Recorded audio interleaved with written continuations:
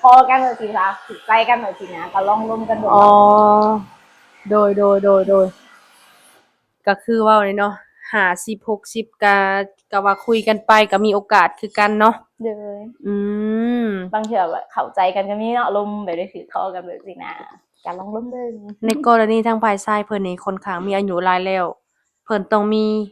ลูกหรือว่าเคยผ่านการแต่งงานแบบนี้เด้ซะเจ้าก็สิโอ้ลมกับเพิ่นได้บ่ก็ได้อยู่ก็ได้โอเคเนาะทุกคนมื้อนี้สาวเมยเองก็ได้มาพบพ้อกับผู้สาวโสดหน้าใหม่เนาะก็เข้าไปทักทายเพิ่นเลยโดยสบายดีเด้อสบายดีโดยสบายดีเนาะก่อนอื่นทางสาวเมยนี่ก็สิขออนุญาตถามชื่อเพิ่นก่อนเนาะชื่อว่าจังใดก็สื่อนางเด้อ ชื่อนาง โดยอายุจักปีอายุ29อายุ29ปีโดยโอ้อามาอยู่ในนี้ก็สิมีเสียงรบกวนเด้อพ่อแม่พี่น้องเนาะหนุ่มๆขอโทษหลายๆอายุ29ปีโดยทางสาวนางนี่ที่ผ่านมาเคยสร้างครอบครัวบ่ยังบ่เคยยังบ่เคยสร้างครอบครัวแม่นโอ้เป็นผู้สาวโสด แม่นโสด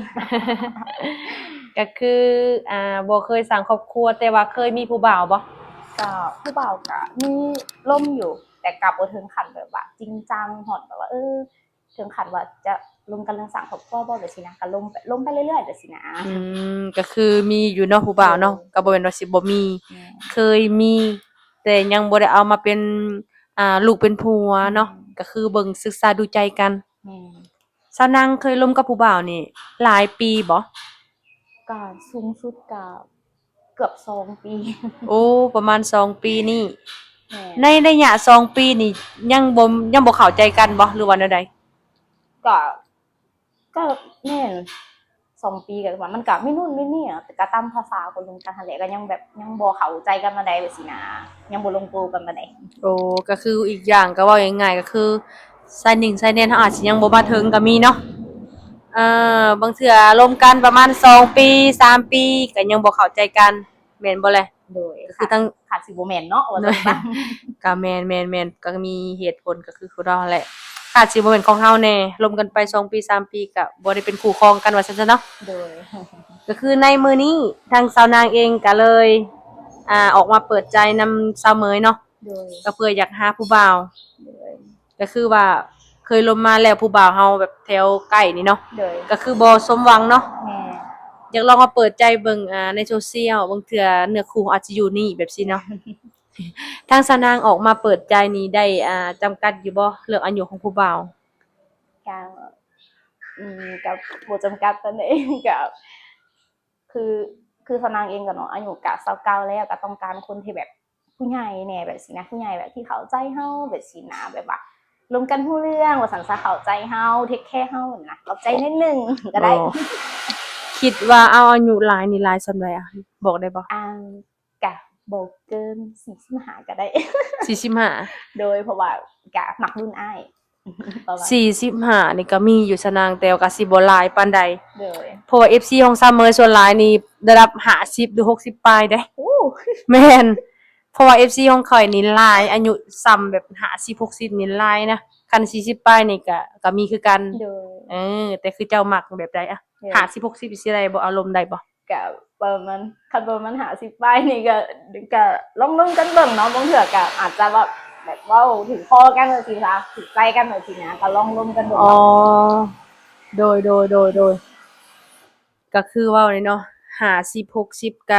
ก็ว่าคุยกันไปก็มีโอกาสคือกันเนาะโดยอืมบางเทื่อแบบเข้าใจกันก็มีเนาะลมแบบได้ถือคอกันแบบซี่นะก็ลองลุ้นเบิ่งในกรณีทางฝ่ายชายเพิ่นนี่ค่อนข้างมีอายุหลายแล้วเพิ่นต้องมีลูกหรือว่าเคยผ่านการแต่งงานแบบนี้เด้ซะเจ้าก็สิโอ้ลมกับเพิ่นได้บ่ก็ได้อยู่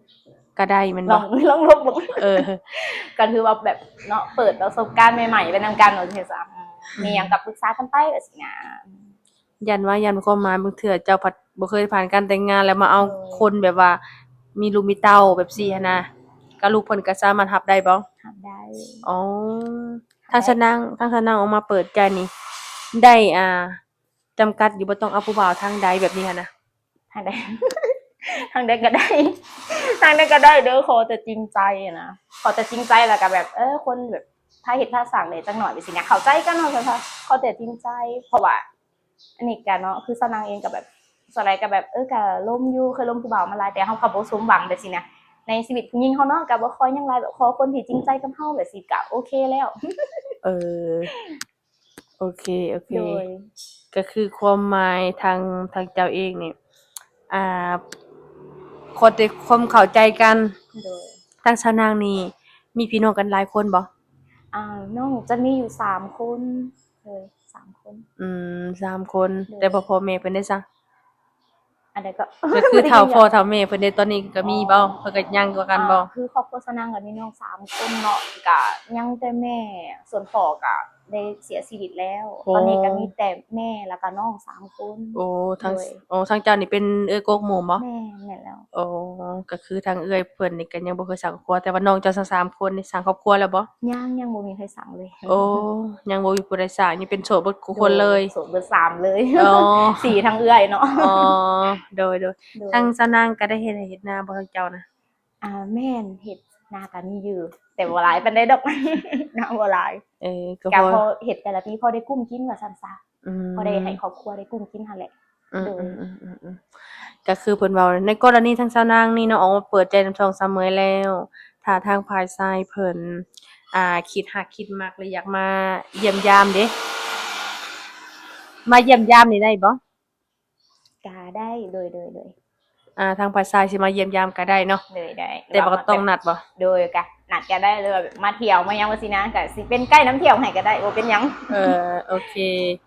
ก็คือต้องก่อนสิมาหาก็ต้องนัดก่อน โดยนัดก่อ เนาะ นก็ได้ มา โดย แวะลิ้นมาเที่ยวก็ได้บ่เป็นหยังเนาะ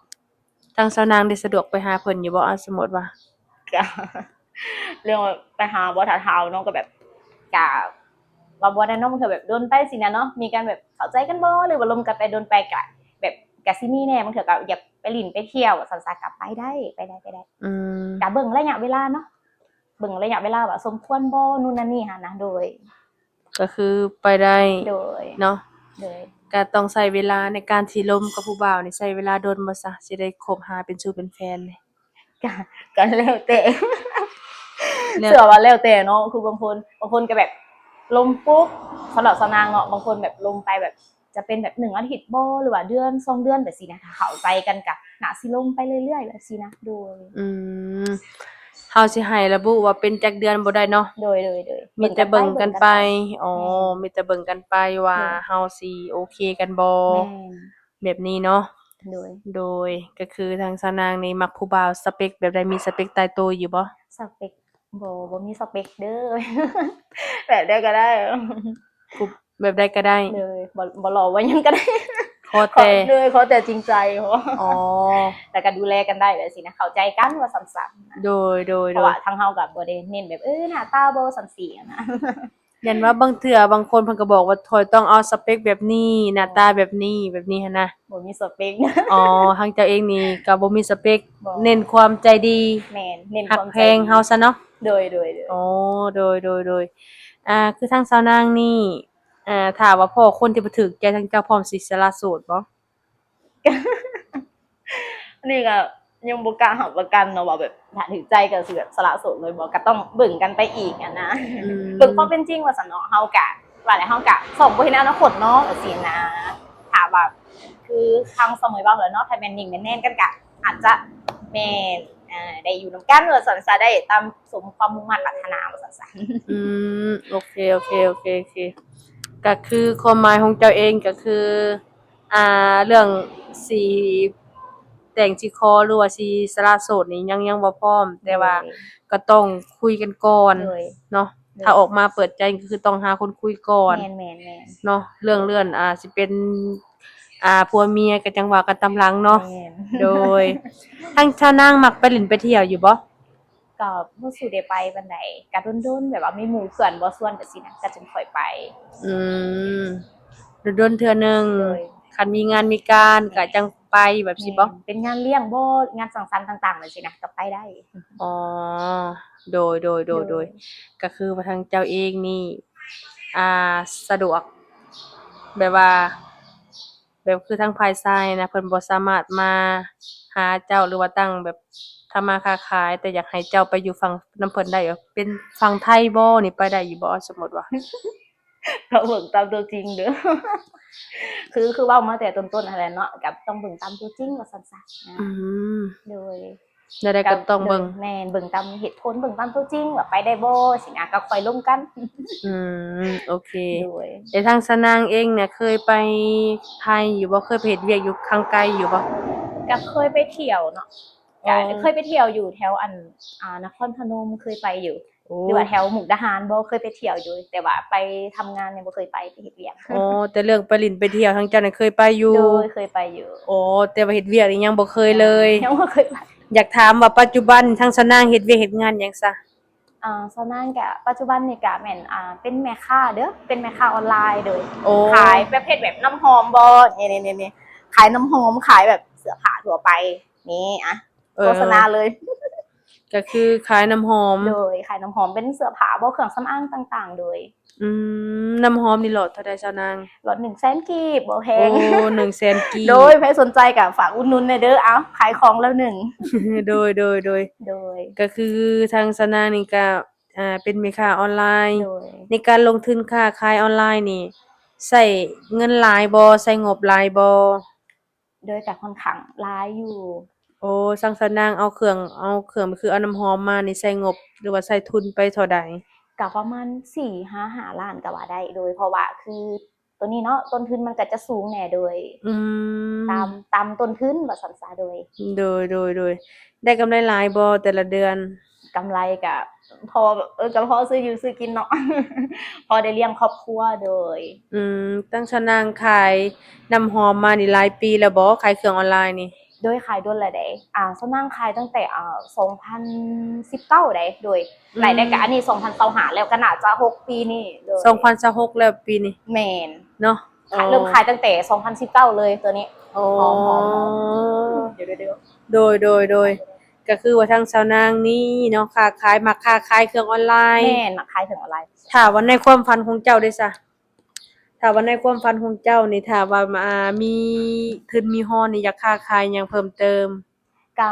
ความฝันก็คือความฝันของสนังก็คือนี่เลยก็คือเป็นคนที่มักใส่น้ำหอมแฮงก็คือความฝันเนาะก็คืออยากเป็นเจ้าของแบรนด์น้ำหอม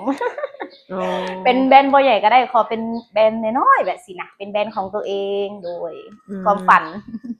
คันว่ามีทุนมีฮ้อน โดย ความฝันของเจ้าก็อยากเป็นเจ้าของแบรนด์ แม่น แบรนด์น้ำหอมซะเนาะ โดย เป็นคนมักน้ำหอม แม่น ซุมื้อนี้อากาศร้อนแฮงขาดบ่ได้คือน้ำหอมนี่เนาะ แม่น อืมโดย เอาไปใส่เลย โดยก็คือ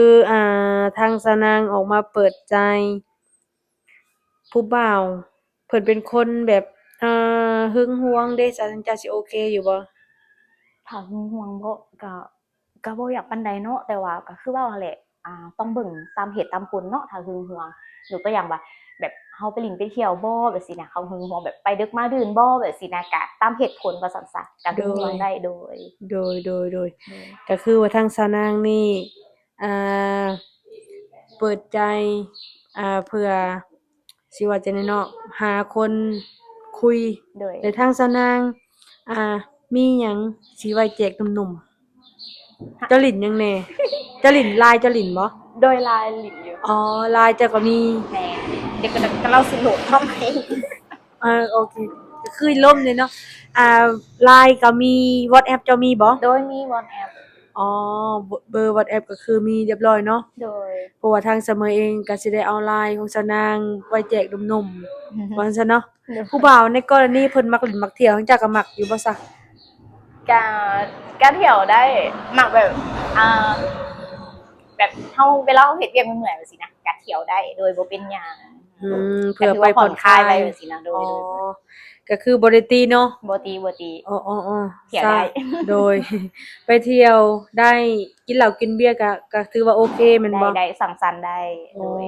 ก็บ่ให้เกินเนาะ เนาะแม่นบ่ให้เกิน โดย โดย อืมทางสาวนางทางเจ้านี่เป็นโสดมาหลังจากที่เลิกรากับผู้บ่าวนี่หลายเดือนหลายปีบ่เลิกกันนี่ เลิกกันก็เกือบ3เดือนเลยได้ อ๋อเลิกกับแฟนหั่น โด บ่ ยล่าสุดก็เกือบ3เดือนแล้ว โอ้แต่ว่าคือเลิกกันขาดอย่างถาวรแล้วแม่นบ่ โดย อ๋อ เลิกขาดแล้ว ก็คือถ้าว่าทางสาวนางสิมีผู้บ่าวคนใหม่นี่คือบ่มีปัญหาเลยเนาะ บ่มี อ๋อ ก็FC สาวเมยก็คือสิเพิ่นต้องการอยู่แล้ว ส่วนหลาย FC ของสาวเมยก็อยู่พู้นแหละอยู่ฝั่งไทยบ่แบบนี้อะนะแต่ว่าอยากถามว่าถ้าฝ่ายชายเพิ่นยันเจ้านางแบบต้องเอาอาชีพของฝ่ายชายนี่แบบนั้นแบบนี้หั้นนะมักอาชีพแบบใดของบ่อย อาซีบ่ แม่น สิเอาไว้ได้เนาะอาซี อยากถามเนาะมักผู้บ่าวนี่ แบบได้ก็ได้ หรือว่าจะเป็นแบบค้าขายนำกันบ่แบบสิก็ได้อะบ่จำกัด อ๋อบ่จำกัดสิ โดย เป็นอาชีพหยัง โดย ราชการก็แล้วแต่เนาะ โดยราชการ โอเคทุกคนเพราะว่าทางเสมยความจำเต็ม ขอโทษหลายๆเด้อเนาะโจบไปหน่อยหนึงก็คือทางสาวนางได้เลิกลากับผู้บ่าวเนาะก็คือว่าขาดถาวรแล้วเนาะ โดย โดยก็คือทางผู้บ่าวคือทางเสมยเว้าว่าทางฝ่าย ก็คือทางฝ่ายชายเนาะเพิ่นเคยมีลูกมีเต้าทางเจ้าก็รับได้เบิดเนาะ โดย รับได้เบิดเหล้ากินเหล้ากินเบียร์ก็ได้ ได้เลย สูบยาได้ซะ สุบยากะได้น้อยหนึง ได้หนึงก็คือสิบ่มักปานใดเนาะ โดย โอ้ ก็ อา ได้ ชี อ พ ยู่ในหนึง อาชีพการงานก็คือบ่ได้ติ โดยบ่ได้จำกัด โอ้บ่ได้ติบ่ได้จำกัด โดย หรือว่าเพิ่นเคยผ่านการแต่งงานก็ได้ โดย โอ้ถ้าในกรณีถ้าว่าเจ้าล้มกันถูกคอแล้ว ถ้าเพิ่นเป็นหนุ่มฝั่งไทย และเพิ่นอยากเอาเจ้าไปอยู่นำทางเจ้าก็คือเว้าหั่นแหละ ต้องคุยกันบ่ แม่น ต้องคุยกันก่อน ๆแม่นต้องคุยกันก่อนเนาะ ก่อนสิไปได้เนาะ โดยก็ต้องศึกษาดูใจกันก่อนเนาะ ทางสาวนางนี่คิดอยากสิไปหาเงินอยู่ฝั่งไทยอยู่บ่ ก็ คิดอยากไปอยู่ ก็คือคิดอยากไปอยู่ โดยอยากไปอยู่ แต่เป็นจัง อ ได๋ ยากไปเที่ยวนํเพราะว่ามักทางฝั่งไทยบ่อนหลินบ่อนเที่ยวร้ายหนึงอะไรก็จะเป็นพวกอาหารบ่ของอยู่ของกินแบบสินะมัก มักแบบนั้นแหละเนาะ โดย โอ้ก็คือทางเพิ่นก็ อยากไปเที่ยว อืมก็ได้ถ้าได้สามีอยู่ฝั่งพุ่นหรือได้แฟนอยู่พุ่นก็ถือว่าดีได้เนาะ โดย เพราะเราจะได้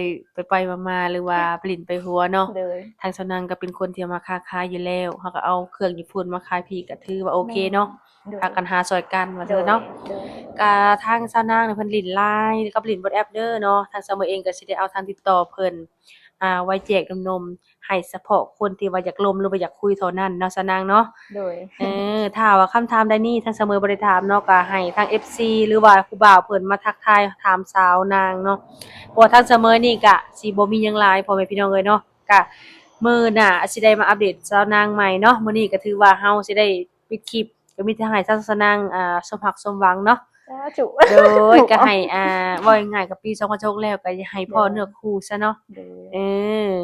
โอเคก่อนนี้ทางเสมอก็สิเว้าระยะห่างเนาะก็สิได้ขอตัวก่อนซะนางเนาะ โดย โดยสบายดีเด้อ สบายดี